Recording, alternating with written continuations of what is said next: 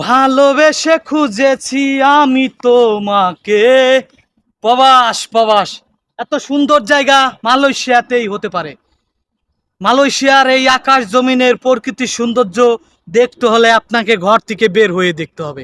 এই নদী, পুষ্কুনি, গাছ গাছালি, পার্কের ভিতরে এত সুন্দর করে সাজাতে পারে মালয়েশিয়ার সরকার, তা আসলে না দেখলে বোঝা যায় না। আমি এখানে প্রতিদিন আসি, এখানে আসি, ঘুরি, আনন্দ করি, ফুর্তি করি, ভিডিও বানাই, আবার চলে যাই। আমি এমন একটা জায়গায় দাঁড়ায় আছি, এই যে দেখেন, এগুলো মোটা মোটা পাথর দিয়ে বেঁধে দিছে, মোটা মোটা পাথর দিয়ে ঢালাই দিছে, আর এত শক্ত করে দিছে, দেড় হাত, আমার হাতের দেড় হাত চওড়ায়।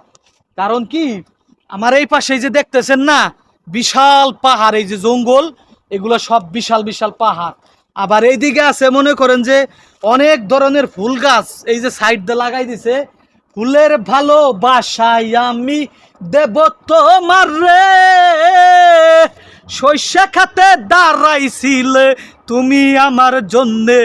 এই জন্য আমার কবিতার নাম আছে, সবুজ মাঠে দাঁড়িয়েছিলে, চেয়েছিলে আমার দিকে, হলুদ ফুলের মালা দিয়ে গেঁথে দিয়েছিলাম তোমার চুলের খোপাকে। সেই মেঘা, আকাশের সেই মেঘ এখন নেমে এসেছে এই নদীতে, মেঘ দিয়ে ঢেকে দিবে দুনিয়ার এই আবর্জনাকে। হেই বন্ধুরা, আমি তোমাদের জন্য নিয়ে এসেছি এই ফুলের ভালোবাসা।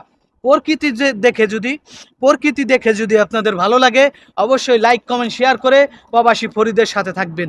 আর এই যে যে নদীটা দেখতেছেন না, এর মধ্যে অনেক মাছ আছে ভাই, অনেক মাছ। পানিটা নীল, কিন্তু এর মধ্যে যে কি পরিমাণ মাছ আছে, এটা আপনাদেরকে আমার এই মোবাইলের ক্যামেরা দিয়ে আমি বুঝাইতে পারবো না, সামনাসামনি আসলে হয়তো বা বুঝতে পারবেন।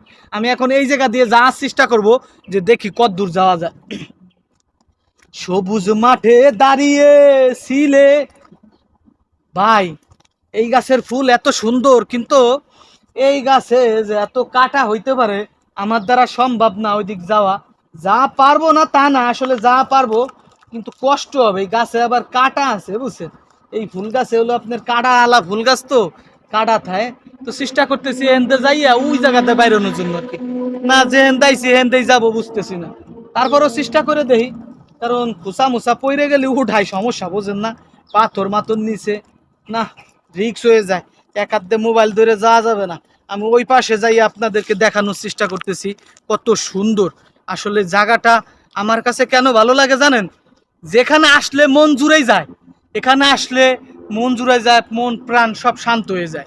আমার সাথে আরো 18 জন বন্ধু আছে, ইন্দোনেশিয়া আছে, আমাদের বাংলাদেশের আছে। তারা আসে না, কারণ তারা আসবে কেন, তাদের মন সবসময় ভালো থাকে, ফুরফুরে থাকে, তাদের বউ আছে। তারা কথা বলে, আমি তো পারি না।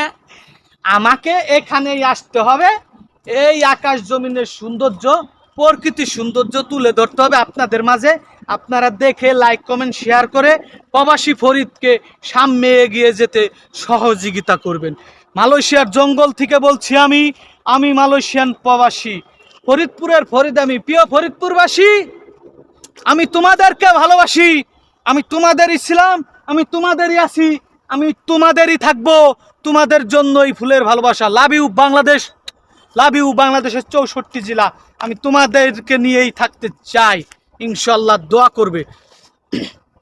তো আজকে আসলে আসলাম, অনেক ধরনের কথাবার্তা বললাম ভিডিওর মাঝে, ওগুলো এডিটিং করতে হবে, এডিটিং করে আবার আমি আপনাদের মাঝে দেওয়ার চেষ্টা করব।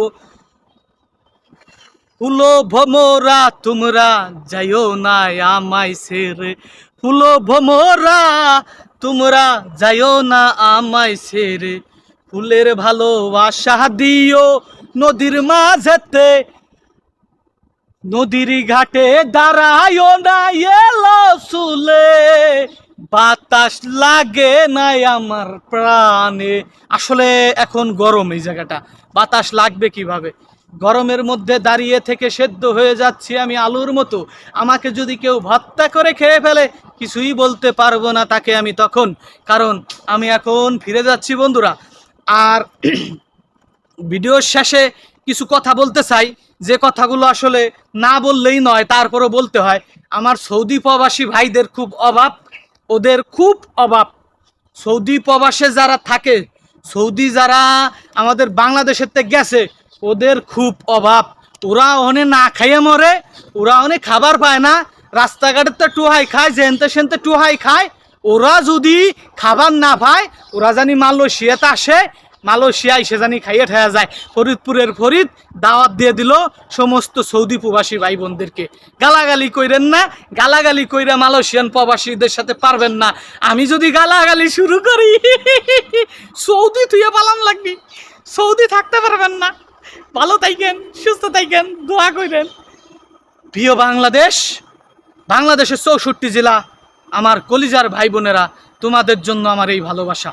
ভালো থাকবে, সুস্থ থাকবে, দোয়া করবে প্রবাসী ফরিদের জন্য। আমি যেন আবারও আসতে পারি তোমাদের মাঝে প্রকৃতির সৌন্দর্য নিয়ে। এখানে আমি যে প্রতিদিন আসি, এখানে আসতে আমার কোনো টাকা পয়সা খরচা হয় না। এত সুন্দর জায়গা, শত শত বিঘা জমি নিয়ে মালয়েশিয়ার সরকার এত সুন্দর পার্ক বানায় রাখছে। মানুষ আসে, নিরাপত্তার সাথে ঘোরাফেরা করে, ঘুরে আবার বাসায় চলে যায়। আমি বলছি